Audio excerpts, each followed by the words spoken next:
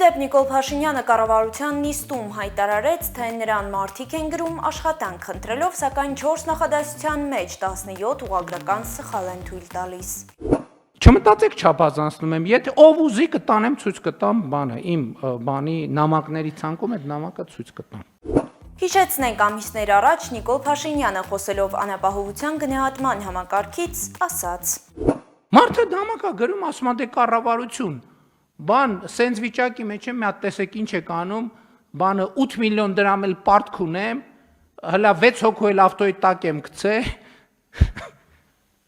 հլա տուն էլ չունեմ, հլա մի հատ տեսեք այդ իմ տան հարցը ոնց եք լուծում։ Երևան Today չմտածեց, որ նա չափազանցնում է եւ կառավարությանը հարցում էր ուղարկել, խնդրելով պարզաբանել, արդյոք կառավարությունը ստացել է նման նամակ։ Պարզվեց ոչ, այս ամենը սուտ էր Փաշինյանի հորինվածքը։ Այս դեպքում էլ է սուտ, թե այս անգամ իրականությունն է խոսել Փաշինյանը եւ ընդհանրապես դժվար է զանազանել Փաշինյանի կառավարության նիստում, քննարկումներում, ելույթներում հնչեցրած խոսքից, որն է ճիշտ, որը սուտ, որը չափազանցություն։